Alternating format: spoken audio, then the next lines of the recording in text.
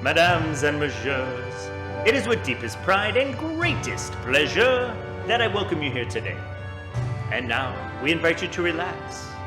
Let us pull up a chair as I proudly present your seminar. Be our Guest, be our guest, put my service to the test. Put a pencil in your hand, sherry, and I'll provide the rest. Soup du jour, hot hors d'oeuvres, while we only live to serve. Try the gray stuff, it's delicious. Don't believe me, ask the dishes. They can sing, they can dance. After all, this is Dream Day Bridal Show, and a seminar here is never second best. Go on, unfold your menu, take a glance, and then you'll be our guest. We are guests, be our guest. Let's do this. Now, if you've ever been to a wedding and ceremony reception and you felt like it was rushed, or there's too much time in between events, or you didn't know what was going on, or there wasn't a good flow, I'm here to help. My name is Dave Harmon with Harmon Entertainment, and today I'm going to take you through the perfect timeline for your wedding day by showing you things to think about and also going through some examples of some timelines that I've built over the years that we can take a peek at. Let's get started. So a little bit about me. I own Harmon Entertainment. We're a DJ MC, kind of an event coordinator type of business here in North Dakota. And we do events all over North Dakota, South Dakota, and Minnesota. And we've been around since 2008. I personally have done about 300 weddings myself. And you're probably wondering, like, why is a DJ talking about timeline? That's not his job. Well, depends on what kind of business you are. And for us, early on in my career, I realized that there wasn't a lot of wedding planners in this part of the country. We don't have like a Renee who's putting on this bridal show for us to help out. And so people were really struggling with the flow of their day. And so I just started jumping in and helping. And eventually we turned in these event coordinators. So if we don't have an awesome planner like Renee, then we can help with that kind of stuff. And that's why I think that I have some credibility when it comes to talking about your perfect wedding day timeline. So I'm going to go through and just talk about some things to think about when designing your day. And the first thing to think about is like before ceremony things. So I'm going to touch on some points to get started here. So first thing to think about, are you going to do a first look or not? A first look is where you will actually see each other. The couple will see each other before the ceremony. And what that allows you to do is get most of the pictures done beforehand. There's pros and cons to everything. So the pros of a first look is you get a shorter amount of time between the end of the ceremony to the start of dinner. It's a little bit nicer for your guests because they're not so rushed that way. So that's one good thing. But having that, maybe that bride walking down the aisle and the groom sees her for the very first time in her dress, that's a big moment too. So you have to figure out for you what's going to be the most important when it comes to your day of. And I have no opinions either way. I've had some amazing first sightings as the bride walks down the aisle with the groom crying. So I'm either way, it's whatever is most important for you on that side of things. Other things to think about is like family pictures. What are you going to be doing for family pictures beforehand, after, how that's all going to flow together, and then how many hours you need before the ceremony to complete all the pictures. So those are the things you'll think about, and you'll do most of this with the photographer. I'm just throwing some things out to ask the photographer to put that together. Mostly what we do starts with the ceremony on. That's where we really dig in and work with the flow and the timeline for a couple. So first thing to talk about is what kind of ceremony you're going to have. And one of the big things is it a Catholic? Is it a Catholic with a full mass? Or is it something else? Because most of the something else, like Lutheran or whatnot, are quick. They're about 30 minutes. But if you're doing a full Catholic mass, it could take an hour and a half. So you have to consider that when it comes to total time for your ceremony. So think about that when you're putting together the flow of the day. Other things to consider, are you doing your receiving line or not doing your receiving line? What are the benefits? What are the cons for this? So benefits of a receiving line, are you going to feel bad if you have 10 or 15 of your guests that you never even get a chance to say hi or thank you for? They came, they gave you a gift, they were there, but you're so busy at this day. Are you going to feel bad if the next day you realize you didn't get to talk to like 10 or 15 of your guests? doing that receiving line and actually saying hi and thanking everybody right after the ceremony is a great way to get over that little hump and problem that you come up with. But the downside, it takes time. So I usually say if there's 200 people at the wedding, it's going to take you 20 minutes to do the receiving line. If you got 400 people at the wedding, it's probably going to take you 40 minutes to do that receiving line outside the church. So you have to put that into the timeline so things start on time later on. Let's see. Also, family pictures. If you're going to do family pictures right after the ceremony, but you're going to do a 40-minute receiving line, what is that family going to do for that 40 minutes? The extended family just sit around and wait out in the hot sun? Something to think about. Maybe we push the family pictures during dinner, right after dinner, sometime around there, if that's something that we need to do. And I call those like the family reunion type pictures, where it's everybody from that side of the family. All the Smiths, get over here, we're going to do a family reunion type picture. And that's usually done after the ceremony at some point, because those people aren't there before, a lot of them. So that's something to consider when you want to get that one taken care of. Next up, you're driving to the reception hall. Maybe you're at a church, maybe you're at a park, whatever. Are you going to stop along the way? If you're in a car or a party bus, it really doesn't matter, but usually the party bus or the limo, if you want to stop, you have to consider that into time. And how long does that stuff take? For me personally, if you're going to do a bar stop, you have to consider by the time you arrive to the time you leave, at least 30 minutes, because you got to get in. You got to order that drink. You have to drink that drink. You have to rally everybody up who's hooting and hollering and ready to party and get them back on that bus. And then cousin Gary is lost in the bathroom or something. And so that just might happen. So you have to be aware of that and give yourself at least 30 minutes. So we'll talk about that when we look at the timeline. What time should social hours start, or when should the bar open where the reception is? Think about this. If you're doing like an early Catholic ceremony at like 2 o'clock or something like that, it's an hour ceremony. At 3 o'clock, it's over, and the first person through the receiving line is done at 3:05. And then dinner's at 5:30, let's say, something like that. They're going to go to the reception hall. Where else are they going to go? Walk around Target or Walmart? They're going to go there. So if the bar isn't open at 3:30 in that scenario, what do people do? Just hang out in the lobby? The things to think about. If you're having an earlier ceremony, make sure that very first person that's going to arrive there will actually be able to get in and hang out in the room or in a place that is having the social for that day. Consider that. What time should the bridal party arrive at the reception venue before dinner? I always tell all my couples 30 minutes before dinner, arrive at the reception hall. That's always my advice to them, just because if they're running late, we're still okay.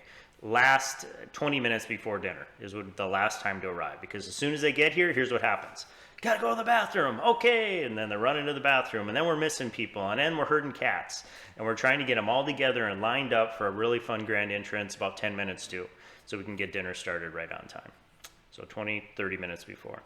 How much time to allow for dinner? Are salads being pre-plated on the tables or not? Are the salads being served, then cleared, and then the main meal comes out, and then that gets cleared, and then the dessert comes out, and that gets cleared?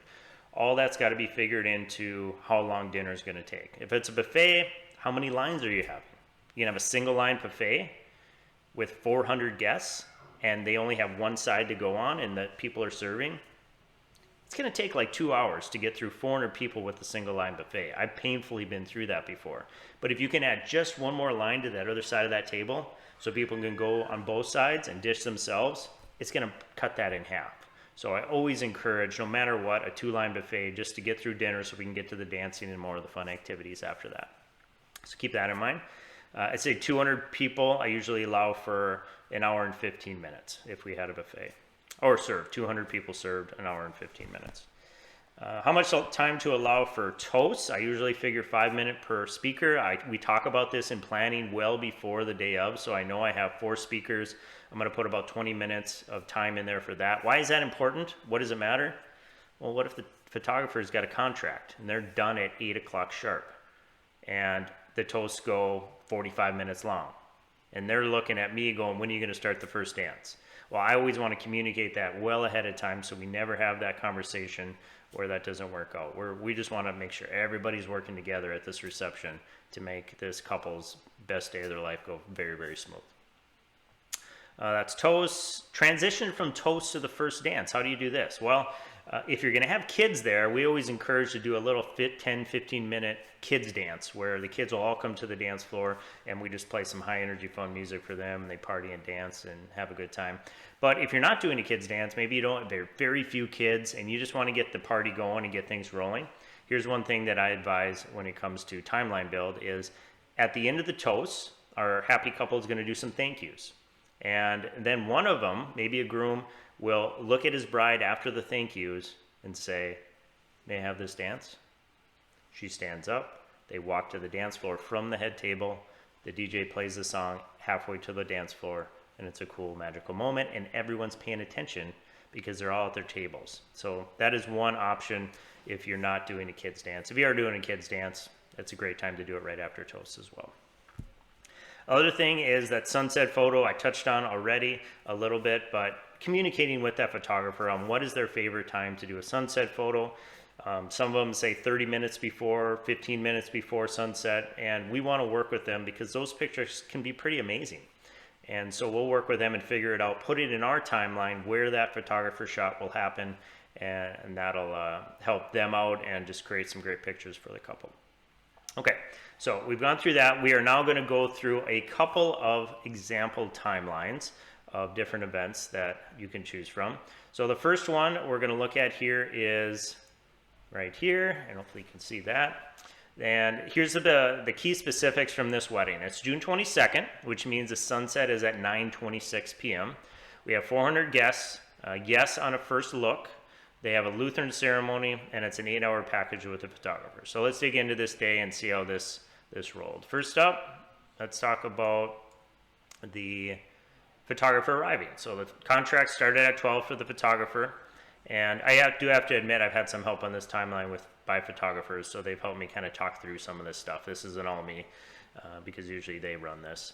But at 12 o'clock, photographer arrives. 12:30, we have the photography starting. And 12:40, pictures of the bride getting her dress on. 1 o'clock would be a first look, then the bride and groom pictures. And 1:45, wedding party pictures. 2:30, family pictures. And then 3 o'clock, this is important to figure a break to kind of get yourself in order before the ceremony. You don't want to be doing pictures up to 3:20 and then you got to walk down the aisle in 5 minutes. So that is something that a lot of the photographers put in there to take a little break and then just take pictures randomly as people are getting ready to walk down. So they have a 3:30 ceremony. This is the Lutheran, so it was a 30-minute ceremony. And then at 4 o'clock, this receiving line started. And then at 4:30, so keep in mind, again, so how long does the receiving line start? With 400 guests, 40 minutes. But we are going to have the doors open for the social at 4:30, so the first guest that arrives at the reception hall will be able to get in.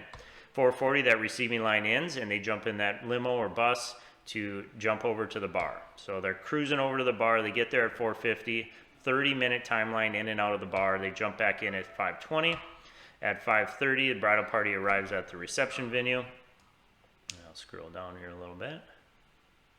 And then at 5:45, that grand entrance, cranking it up. He likes long walks on the beach. She's an avid knitter. Give it up for Josh and Chelsea. Hey. So we had some fun with that. Uncle Jim did a prayer. Dinner begins. We can do that, be our guest entrance. I kind of modified it at the beginning of this, but if you want to see this again with how we do it at weddings, I know Anthony's going to be over in our store here today. You can go visit him and talk to him about more about what we do. At 6:30, the cutting of the cake. Why is 6:30 minutes into dinner? Why are we cutting the cake? What? That seems weird, right? No. The reason that I do this is because as soon as somebody's done eating, they're looking for a dessert. Especially the kids. They're like, where's the dessert? And so if you have a nice cake area that's all decorated for you, people are going to start tearing that apart as soon as they're done eating. They won't wait to be asked to go to the cake. So I try to get that cake cut before the guests get done eating. So bride and groom, happy couple gets their food, and then right after they're done eating, we'll go cut that cake. And then maybe a newlywed game, and also the shoe game, we can do that perhaps, in between other games we're doing during dinner. Toast began. We gave ourselves an hour and a half from the start of dinner to the start of toast. We did a kids dance, and then maybe we can do some family pictures in there if that works out. And then 8 o'clock was the special dances, first dance, father, daughter, mother, son. Right after that, we did an anniversary dance where we got all the married couples onto the dance floor, and it started eliminating by how long you've been married. First up, if you've been married 8 hours or less, please kiss your spouse, get your butt off the dance floor. That's always fun. Photographer departs at 8:30. That was the end of her contract. So 12:30, 8:30, which worked out because we were done with all those special dances, figuring that stuff out in advance. We have the dollar dance, and we did sunset photos if the photographer decides they're going to change their time to get some shots, because sunset wasn't until like 9:30 on that date, so things to consider. Later in the night, maybe we did some garter games, and then possibly a bouquet toss as well. Okay, example number 2. What are the specifics on this? We had a wedding date of October 5th, 2000 whatever, and sunset was at 7 p.m. So an earlier sunset, and we got to think about how we're going to work that in. 200 guests, no first look. All pictures with bride and groom are done after the ceremony. So think about that. Catholic ceremony at 2:30 p.m. First time they see each other, we'll be walking down the aisle. 10-hour package with the photographer. And let's take a look at the timeline. So this one, the photography started at 11, and then pictures with the bride and groom getting into her dress, pictures of the groom and groomsmen, pictures of the brides and bridesmaids. So keep in mind, the bride and groom can't see each other, so we can't do any of them together at this point. So we're going to try to get as much as we possibly can get done beforehand. Family portraits at 1:45, break-in pictures, photographer to capture details, and then the 2:30 would be the ceremony begins. So at 3:30, we have more family portraits that we're doing after the ceremony, so a 1-hour ceremony. After the ceremony, there was no receiving line because they needed to do more family portraits. So they went into more family portraits, and then they went into their wedding portraits, their bride and groom portraits, and the doors opened at the reception venue for social at 4 o'clock, and then the bride and groom departed to the church in the limo, and then the bridal party arrives at the reception venue at 5. So 30 minutes before dinner, that's my suggestion every time. And then at 5:15, grand march, prayer, and then dinner started. 2-line buffet. So 2-line buffet, how many people was that? 200 guests. So 2-line buffet, 200 guests. We still gave ourselves an hour and a half from the start of dinner to the start of toast, just to make sure we can get everything done. And we have sunset pictures in there, remember that? So 30 minutes in, cut that cake, and then we did a newlywed game, and then I said, get out of here with that sunset, with the photographer for the sunset photos, because sunset was at 7, so that's 30 minutes before, and we worked it in. Now, if I wouldn't have communicated with that photographer ahead of time, that kind of would have been a problem, where if I'm trying to do things during dinner and have fun, she's like, hey, can I pull them out for a little bit? I'd rather know ahead of time so I can plan for that. So they got back from the sunset photos. Then we did toast, did a slideshow, and then we did our special dances 2 hours from the start of dinner. I kind of like the flow of 2 hours from the start of dinner to the special dances. It seems to go pretty well every time. We did an anniversary dance, a dollar dance, and then 10-hour contract for the photographer was done at 9, and we got everything we needed to get done, and they got some dancing pictures too. Did a garter and a bouquet toss, and that kind of took us to the end of the night. So that is kind of the timeline and a couple examples. Hopefully you got some nuggets out of this, and we would love to talk to you more about your wedding day. I know Anthony's over in the store. You can click right on his video call today up until 4 o'clock and visit with him, and he'll tell you more about what we do, and maybe even set up a free consult to visit more with us to learn more about everything and get pricing and packaging on your big day. We currently don't have any full dates with our company for 2021 or 22, so we have your date available, and we'd love to talk to you. So we'll see you soon. Bye.